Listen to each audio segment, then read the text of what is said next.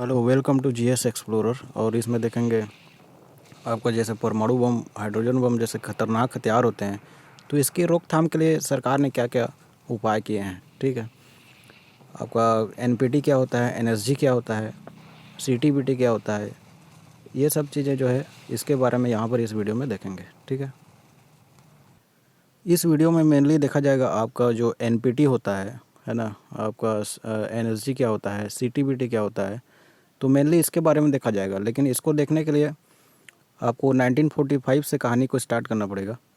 तो 1945 देखेंगे, 1952, 1970, 74, 1975, ठीक है, 1996, 1998।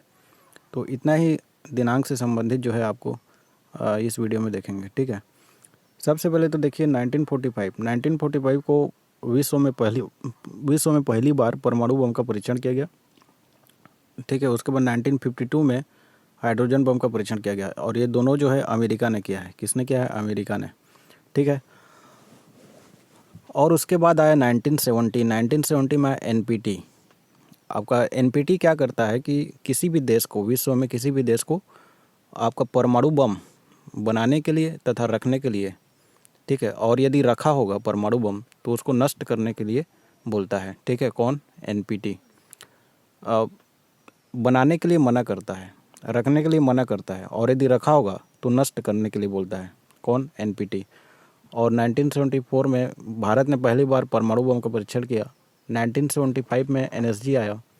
ठीक है, एनएसजी क्या होता है इसके बारे में भी देखेंगे। ठीक है, सॉरी, एनएसजी के जो भी एनएसजी में जो भी देश जो है सदस्य होते हैं, उनको परमिशन रहता है कि वे दूसरे देशों से यूरेनियम और प्लूटोनियम का आयात कर सकें। ठीक है, और उसके बाद देखेंगे सीटीबीटी। सीटीबीटी क्या करता है कि जो भी परमाणु बम का टेस्ट किया जाता है विश्व में, तो टेस्ट करने को मना करता है। कौन? सीटीबीटी। और 1998 में भारत ने परमाणु बम का दूसरी बार परीक्षण किया, तो इसके बारे में देखेंगे। ठीक है,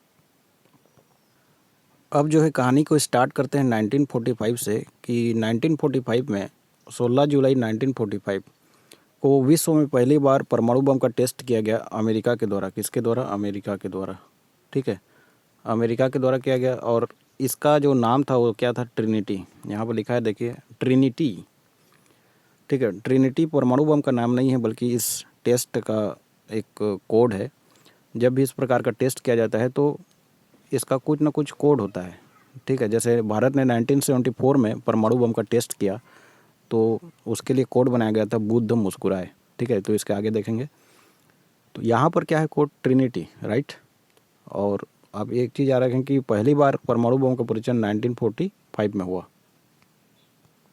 यहाँ पर भी देख सकते हैं, यहाँ पर बताया गया है कि 1945 में पहली बार परमाणु बम का परीक्षण किया यूनाइटेड स्टेट ने। ठीक है, और उसके बाद रसिया ने किया सेकेंड टाइम, और थर्ड टाइम किया यूनाइटेड किंगडम ने। ठीक है, तो आप एक चीज़ देखें कि 1945 में पहली बार हुआ परीक्षण। उसके बाद सेकेंड टाइम जब रसिया ने किया, तो रसिया ने किया था 1949 में। ठीक है, और 1952 में यूके ने किया था। और अभी तक आप देखें, यूनाइटेड स्टेट्स के पास जो है 1030 से भी ज़्यादा परमाणु बम है। यदि इन सभी बमों को फोड़ दिया जाए तो पूरा पृथ्वी नष्ट हो सकता है। ठीक है, तो ये बहुत ही खतरनाक बम है। और परमाणु बम से भी ज़्यादा खतरनाक होता है आपका हाइड्रोजन बम। ठीक है, हाइड्रोजन बम का भी टेस्ट यूनाइटेड स्टेट ने किया है, अमेरिका ने किया है 1952 में। तो परमाणु बम 1945 में यूनाइटेड स्टेट, अमेरिका ने किया, और 1952 में हाइड्रोजन बम का जो है परीक्षण किया। ठीक है, जब अमेरिका ने परमाणु बम का परीक्षण किया, उसके बाद जब 1952 में आपका हाइड्रोजन बम का परीक्षण किया, तो उसके बाद पूरा विश्व अमेरिका के अगेंस्ट जो है बोलने लगा। ठीक है, उस समय भारत के प्रधानमंत्री पंडित जवाहरलाल नेहरू थे। पंडित जवाहरलाल नेहरू ने भी अमेरिका की आलोचना किया, निंदा किया, और कहा कि ऐसे जो परीक्षण होते हैं, ऐसे जो बम हैं, ये पूरा मानव के अस्तित्व के लिए खतरनाक है। ठीक है, तो ऐसा परीक्षण, ऐसा बमों का परीक्षण जो है नहीं करना चाहिए। और उसके बाद फिर आया एनपीटी। ठीक है, उसके बाद क्या आया? एनपीटी। एनपीटी का फुल फॉर्म क्या होता है? Nuclear non proliferation treaty. NPT परमाणु अप्रसार संधि बोलते हैं इसको। क्या बोलते हैं? परमाणु अप्रसार संधि। देखिए, परमाणु अप्रसार संधि जो है कई देशों का एक संधि है, और जब यह मतलब इसको क्या बोलते हैं, एनपीटी बोलते हैं। तो एनपीटी एक संधि है कई देशों का, और इस पर हस्ताक्षर करना चालू किया गया 1968 से। ठीक है, 1968 से इस पर क्या किया गया, हस्ताक्षर करना चालू किया गया। ठीक है, हस्ताक्षर किया गया इस पर, और उसके बाद 1970 में इसको पूरी तरह से लागू कर दिया गया। परमाणु हथियारों का निशस्त्रीकरण एनपीटी का एक प्रमुख उद्देश्यों में से एक है, परमाणु हथियारों का निशस्त्रीकरण। इसके साथ में और भी बहुत सारे हैं। देखिए, जैसा कि मैंने बताया कि एनपीटी जो है 1970 में घोषणा किया गया था, लागू किया गया था 1970 में इसको लागू किया गया, और इसका प्रमुख उद्देश्य में जो है परमाणु हथियारों के विस्तार को रोकना है, और साथ में जो भी परमाणु टेक्नोलॉजी होता है उसका शांतिपूर्ण ढंग से उपयोग करना इसका प्रमुख उद्देश्य है। ठीक है, यदि आसान भाषा में बोला जाए तो एनपीटी एक ऐसा संधि है, एनपीटी एक ऐसा संधि है, यदि इस पर कोई भी देश हस्ताक्षर करता है, इस संधि को समर्थन करता है, हस्ताक्षर करता है, तो वह देश जो है परमाणु बम नहीं बना सकता। ठीक है, नहीं रख सकता है, और यदि परमाणु बम रखा होगा तो उसको नष्ट करना है। ठीक है, तो नष्ट, देखिए जो भी देश इस पर शामिल हैं तो वो तो बना नहीं सकते, नहीं रख सकते, इन दोनों पर अमल होता है, लेकिन नष्ट करने वाला बात पर अमल नहीं होता है। अब भी जैसे अमेरिका, आपका रसिया हो गया, आपका चाइना हो गया, सभी ने सभी ने एनपीटी जो है साइन करके रखा है, लेकिन चलिए ठीक है, वो बना नहीं सकते, बना नहीं सकते, लेकिन रख भी नहीं सकता, ऐसा बोला गया एनपीटी में, लेकिन रखे हैं अभी भी, और साथ में नष्ट करना है बोले हैं एनपीटी में। ठीक है, तो नष्ट किए नहीं हैं, तो नष्ट भी करना है, इसका प्रमुख उद्देश्य है एनपीटी का। ठीक है, एनपीटी में अब तक 188 देश शामिल हैं। कितना देश शामिल है? 188 देश। ठीक है, और इसमें कहा गया है कि जो परमाणु ऊर्जा होता है उसका शांतिपूर्ण ढंग से उपयोग कर सकते हैं, इस्तेमाल कर सकते हैं। ठीक है, लेकिन कौन शांतिपूर्ण ढंग से उपयोग कर रहा है, कौन नहीं कर रहा है, इसका देख रेख कौन करता है, इसका निगरानी कौन करता है? परमाणु ऊर्जा एजेंसी, जिसको क्या बोलते हैं? IAEA। ठीक है, इंटरनेशनल एटॉमिक एनर्जी एजेंसी। तो इसकी देख रेख में परमाणु ऊर्जा का इस्तेमाल को देखा जाता है। कि कहने का मतलब क्या है, आप देखें कि परमाणु ऊर्जा के लिए जो प्रमुख ईंधन होते हैं आपका यूरेनियम और प्लूटोनियम। ठीक है, यूरेनियम और प्लूटोनियम जो है प्रमुख ईंधन होते हैं। तो यदि कोई भी देश यूरेनियम या प्लूटोनियम का आयात करता है तो उसका किस प्रकार से उपयोग हो रहा है, इसका देख रेख कौन करता है? IAEA करता है। ठीक है, क्या उसको परमाणु बम बनाने के लिए इस्तेमाल किया जा रहा है या बिजली उत्पादन करने के लिए किया जा रहा है? ठीक है, तो बिजली उत्पादन करने के लिए किया जाएगा तो इस पर सपोर्ट किया जाएगा, लेकिन परमाणु बम बनाने के लिए किया जाएगा तो इस पर सपोर्ट नहीं किया जाएगा। ठीक है, देखिए एनपीटी पर 188 देशों ने इस संधि पर जो हस्ताक्षर किए हैं, लेकिन भारत और पाकिस्तान जो इस पर हस्ताक्षर नहीं किए हैं। यहाँ पर जो रेड कलर में आपको दिख रहा है वो हस्ताक्षर नहीं किए हैं, मतलब भारत पाकिस्तान, और जो ब्लू कलर का दिख रहा है ये सब एनपीटी के सदस्य हैं, एनपीटी पर हस्ताक्षर किए हैं। तो भारत इस पर क्यों नहीं किया है? ठीक है, भारत का मानना यह है कि जो एनपीटी है, जो परमाणु अप्रसार संधि है, यह एक भेदभावपूर्ण संधि है। ठीक है, वो कैसे, अभी देखते हैं। देखिए एनपीटी क्या बोलता है कि एनपीटी आपका, मैंने बताया कि 1970 में आया है ना, 1970 में, और इसका यह कहना है कि 1970 के बाद कोई भी परमाणु बम का विकास नहीं कर सकता, नहीं बना सकता, और 1970 के पहले जो परमाणु बम रख लिए हैं सो रख लिए हैं। ठीक है, हालांकि उसको नष्ट करने के लिए कहा गया है, लेकिन इस पर अमल नहीं होता है।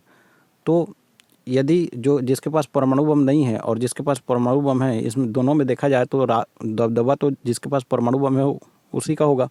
तो ये क्या करेगा? भविष्य में राज करेगा। ठीक है, वो भविष्य में धमकी देने लगेगा, जैसे अभी भी पाकिस्तान जो है बीच बीच में धमकी देते रहता है एग्जाम्पल के रूप में।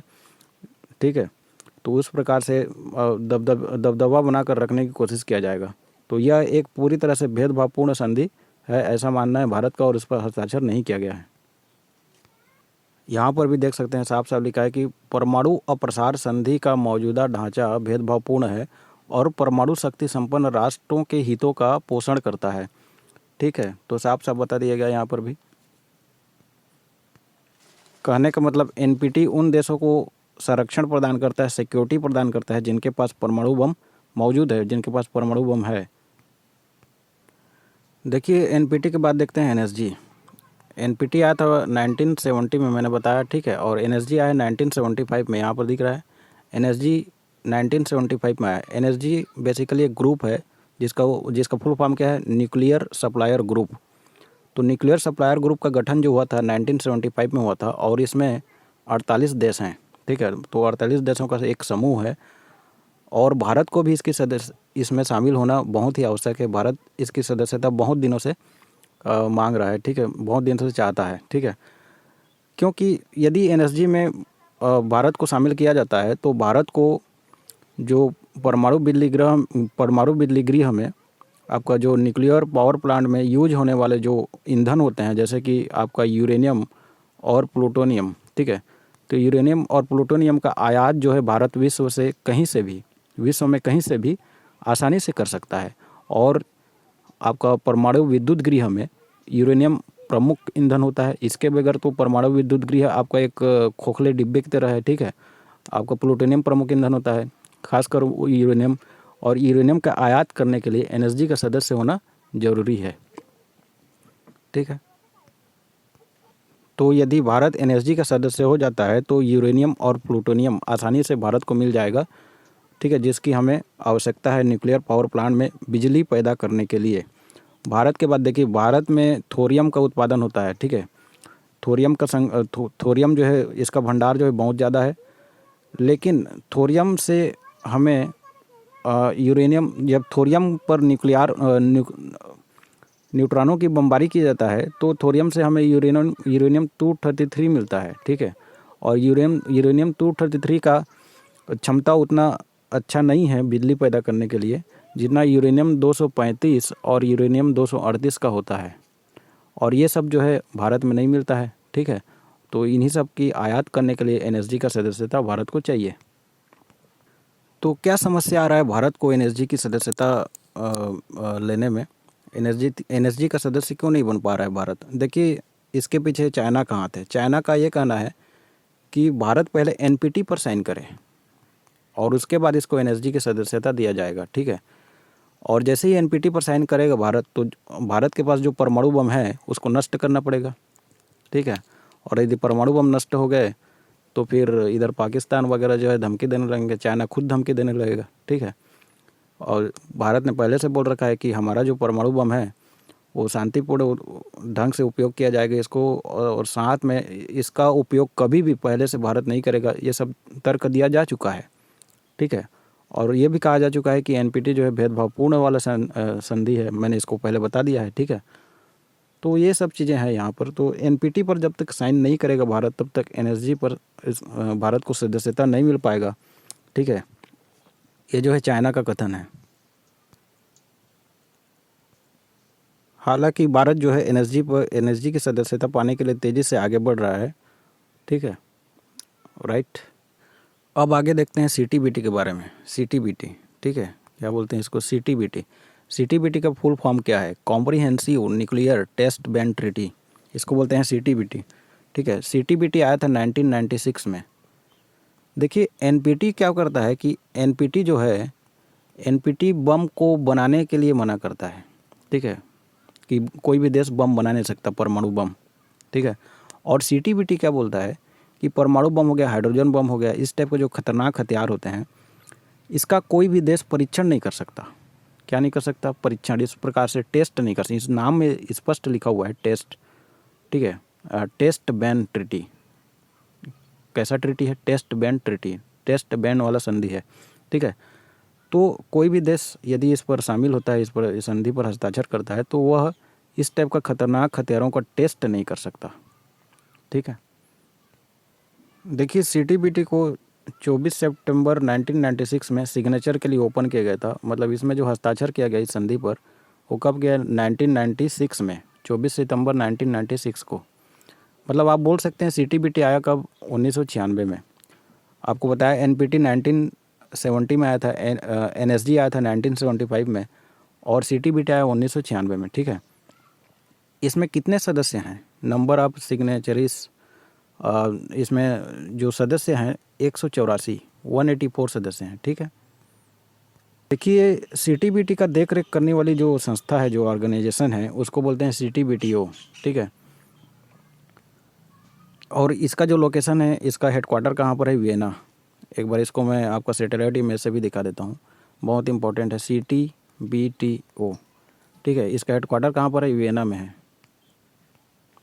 देखिए ये हमारा भारत, और यहाँ से आप इस डायरेक्शन में जाएंगे तो आप ये यूरोप कॉन्टिनेंट, और यूरोप कॉन्टिनेंट में यहाँ पर आपको मिलेगा वियना, ठीक है। वियना जो है आपका कैपिटल है किसका? ऑस्ट्रिया का। ऑस्ट्रिया की राजधानी है वियना। यहाँ पर आप देख सकते हैं ये क्या है? वियना ऑस्ट्रिया की क्या है? कैपिटल है, ठीक है। यहाँ पर CTBTO है। ध्यान रखेंगे कि मैं ऑस्ट्रेलिया नहीं बोल रहा हूँ, बल्कि क्या बोल रहा हूँ? ऑस्ट्रिया। ऑस्ट्रिया की कैपिटल क्या है? वियना, और यहाँ पर CTBTO है।